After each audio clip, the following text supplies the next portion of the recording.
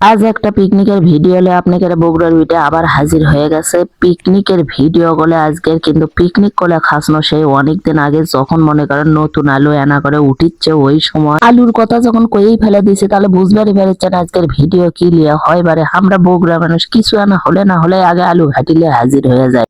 আমরা মানুষ মরলেও আলু ঘাটি খাই, আমরা জন্মদিনেও আলু ঘাটি খাই, আমরা হচ্ছে কারু মনে করেন বিয়ে বাচ্চা সকালবেলা আত্মীয় স্বজনক সেটিও করে আলু ঘাটি করে খিলেন হয়। তারই মধ্যে মনে করেন আলু ঘাটি রান্না প্রকার থাকে, হয় গোস্তের হয় না হয় মাছের হয়। তা আজকে আমরা করলে মাছ দিয়ে আলু ঘাটি খাচ্ছি।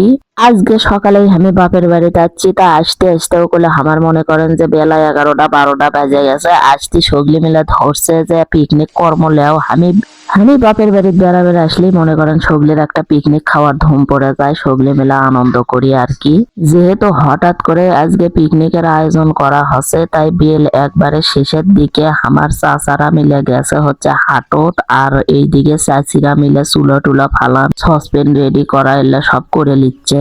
গ্রামের বৌজিরা যেরকম কাম করবে পারে আমার তো মনে হয় শহরের বেটা চল বলে একের সাথে পারবে লয়। আমরা গ্রামের ভাষায় কইলে চুলা কই না, আমরা কই হাঁসুয়াল। একবারে হাঁসুয়াল খুঁড়িয়ে দেখেন ইটে টিটে দিয়ে ল্যাপ ট্যাপ দিয়ে রেডি করিচ্ছে। বললে রেডি করতে করতে এইদিকে হাটর থেকে চলে যাচ্ছে, যেহেতু মাছ দিয়ে আলু ঘাটি সেই জন্য আজ দেখেন অনেকগুলো মাছ কিনে লিয়ে যাচ্ছে। এইবার এলে ধোয়া টোয়া কাটে তো লিয়েই যাচ্ছে। এবার খালি ভালো করে ঘষে আনা ধুইয়ে লিবি। আমাদের বগুড়ার ভাষায় করলে আমরা কই ফুলকা খাওয়া, ফুলকা করলে আবার আপনারা বুঝবেন নাকি, সেই জন্য আমি বারবার পিকনিক পিকনিক করিচ্ছি। তা আমার খামে করলে থাকে খালি আনা একবার উস্কনি তুলে দেওয়া, তারপরে দেখেন সগলি মিলে হাতাবাতি কাজ করে। আমার আর কিছুই করা লাগে না, খালি আমার কাম হচ্ছে ভিডিও করা। ঠিক আছে, দেখেন আলু সেদ্ধ করা হয়ে গেছে, সগলি মিলে হাতাবাতি ধরে আলু ছিলে দিচ্ছে। আসলে গ্রামের গুলা আনন্দ এই একটা, দেখেন সগলি একসাথে বসে কি সুন্দর করে কাজ করে, এটা করলে খুবই ভালো লাগে একবারে। এই পিকনিকের যত রান্না বেড়ি করলে আমার ছোট চাচা করে, তার হাতের রান্না করলে সেই স্বাদ লাগে। তো চাচা আর চাচি দুইজনে মিলে আজকে রান্ধিচ্ছে। দেখেন চাচি একে একে মশলা দিচ্ছে আর চাচা কষাচ্ছে।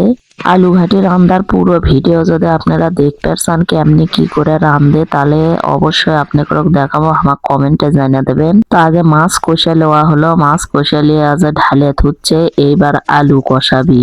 এইদিকে মাছ কষাতে কষাতে গেলে ওইদিকে সব কাম কাজ একবারে রেডি, সগলি আজার হয়ে আছে। এখন খালি সগলি দেখিচ্ছে কখন আলু ঘাটি হবি তেজে খাবি। আজ দেখেন আমার চাচির কাম দৌড়ে যে হাতালি এসে নেমে দিচ্ছে। ইনকে বুদ্ধি আসলে গ্রামের বিটি চল বলে মাথাতে একমাত্র আসে। যাই হোক, মাছ কষানি ঢালিয়ে ধুয়ে সসপেন ধুয়ে আবার হাঁসলের ওপর বসে দিয়েছে, দিয়ে আবার করলে মশলা কষাছে। সেই মশলা কষানোর মধ্যে আজ আলু ঢালিয়ে দিচ্ছে।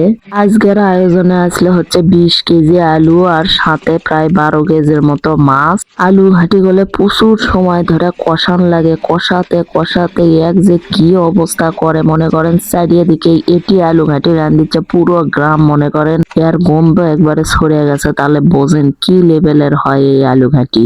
তা যে আলু ঘাটি রান্না শেষ, এখন সগলি পারলে হারি লিয়ে যাচ্ছে আলু ঘাটি নেওয়ার জন্য। যেহেতু ভাত রান্না হয়নি তাই সগলিকে ব্যাটে চুলে দেওয়া হচ্ছে, যার যার বাড়ি তাই তাই যায় ভাত দিয়ে খাবি। তা বন্ধুরা, সগলি ভালো থাকবেন, আজকের মতো এ পর্যন্তই।